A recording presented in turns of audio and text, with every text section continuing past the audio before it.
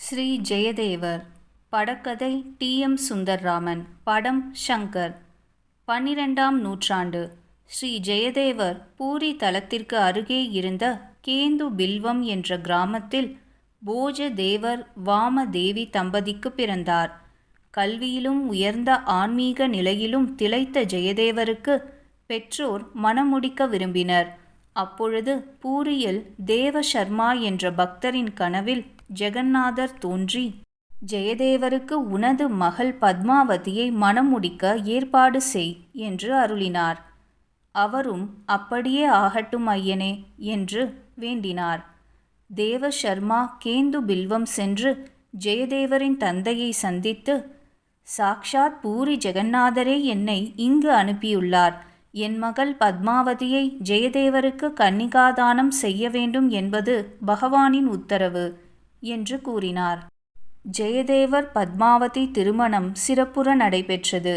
ஜெயதேவர் கண்ணனை குறித்து பாடல்கள் எழுதும்பொழுது பத்மாவதி அவற்றிற்கேற்ப நடனம் ஆடுவாள். இவ்வாறாக இருவரும் பக்தியில் வளர்ந்தார்கள். ஜெயதேவர் கீத கோவிந்த காவியத்தில் 10வது அஷ்டபதி இயற்றும் பொழுது ஒரு நாள் தன்னையும் அறியாமல் வார்த்தைகள் வந்து விழுந்தன.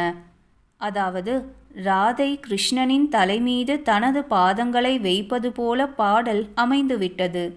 தமது கற்பனையை எண்ணி ஜெயதேவரே திடுக்கிட்டார். ஜெயதேவர் எண்ணினார், கிருஷ்ணா, என்ன அபச்சாரம் இது? உன் தலைமீது ராதையின் பாதம் படுவதா? என்னால் இதை நினைத்து பார்க்கக்கூட முடியவில்லையே. அதற்கு அவர் மனைவி கேட்டாள், நாதா, ஏன் வருத்தமாக இருக்கிறீர்கள்? ஜெயதேவர் கூற மறுத்தார். பிறகு சொல்கிறேன் பத்மாவதி, இந்த சுவடியை எடுத்து வை. எனது மனம் சரியில்லை. நான் நதிக்கு சென்று ஸ்நானம் செய்துவிட்டு வருகிறேன். ஜெயதேவர் சென்ற சிறிது நேரத்திற்குள் கதவு தட்டப்பட்டது. பத்மாவதி கதவை திறந்ததும் ஜெயதேவர் உள்ளே நுழைந்தார். ஜெயதேவர் போல் ஒருவர் உள்ளே நுழைந்தார். பத்மாவதி கேட்டார், என்ன சுவாமி இது?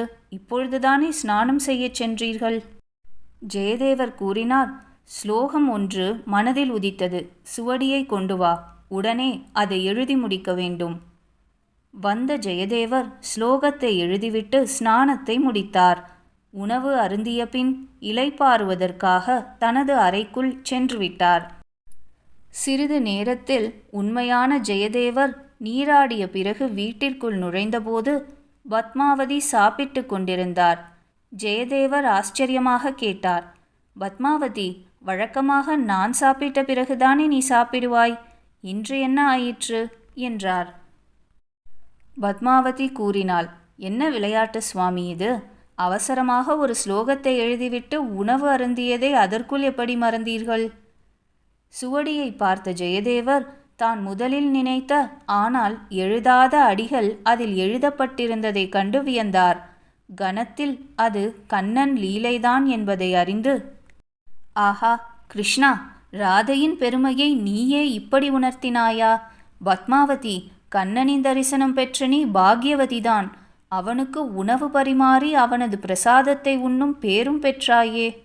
பத்மாவதி கேட்டாள், சுவாமி, இங்கு வந்ததும் நம் கிருஷ்ணனா? பூரி தேசத்து மன்னனான கஜபதி ஒரு கவிஞர். அவர் ஒரு நாள் ஜெயதேவரை அழைத்து, ஜெயதேவரே, எனக்கு போட்டியாக நீங்களும் ஒரு காவியம் இயற்றியுள்ளீர்களாமே என்று கேட்டார். ஜெயதேவர் கூறினார், மன்னா, போட்டிக்காக அல்ல, கிருஷ்ணனின் கிருபையால் ஒரு காவியம் இயற்றியுள்ளேன், அவ்வளவுதான். மன்னர் கேட்டார், சரி, நம் இருவரின் காவியங்களில் சிறந்தது எது என்று அந்த ஜெகந்நாதரே தீர்மானிக்க வேண்டும். அதற்காக ஒரு போட்டி வைக்கலாம். இரு சுவடிகளையும் பூரி ஜெகந்நாதரின் திருவடிகளில் வைத்து கதவை பூட்டினார்கள். அன்றிரவே அரசனின் கனவில் ஜெகந்நாதர் தோன்றி, மன்னா, எமக்கு ஜெயதேவரின் பாடல்களே உகந்தவை. உனது பாடல்களில் சிலவற்றையும் அதில் சேர்த்து காவியத்தை அரங்கேற்று என்று அருளினான் பகவான். மறுநாள் சந்நிதியை திறந்து பார்த்தபொழுது ஜெயதேவரின் கீத கோவிந்த சுவடிகள் ஜெகந்நாதரின் திருவடியிலும் அரசனின் காவிய சுவடிகள் கதவருகிலும் காணப்பட்டன. அரசன் மனம் திருந்தினான். அரசன் வியந்தான், ஆஹா, என்னே கிருஷ்ணனின் கருணை! சேவகர்களே, ஜெயதேவரை தகுந்த மரியாதையுடன் அரண்மனைக்கு அழைத்து வாருங்கள். ஜெயதேவரும் அவர் மனைவியும் சில காலம் அரண்மனை வாசிகளாக இருந்து கொண்டு கிருஷ்ண ராதையின் நாமத்தை பாடி வந்தார்கள். ஒரு நாள் அரசனின் சகோதரன் ஒருவன் இறந்துவிட்டான். அக்கால வழக்கப்படி அவனது மனைவி உடன்கட்டை ஏறினாள். அதை பற்றி ராணி பத்மாவதியிடம் தெரிவித்தாள். கணவனின் சிதையில் இந்த பதிவிரதை குதித்து உயிரை மாய்த்து கொண்டாள் என்றாள். பத்மாவதி கூறினாள், ராணியாரே, பதிவிரதை என்றால் கணவன் இறந்த செய்தி கேட்டதுமே அல்லவா இறந்திருக்க வேண்டும்? ராணி குழம்பினாள். பத்மாவதி சொல்வது உண்மையா என்பதை சோதித்தறிய அரசி ஆவல் கொண்டாள். ஒரு நாள் பூரி அரசன் வேட்டைக்கு சென்றபொழுது ஜெயதேவரையும் உடன் அழைத்துச் சென்றான்.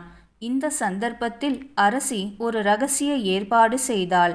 அதன்படி வீரன் ஒருவன் ஓடிவந்து, மகாராணி, காட்டில் நம் ஜெயதேவ சுவாமிகளை ஒரு புலி அடித்து கொன்றுவிட்டது.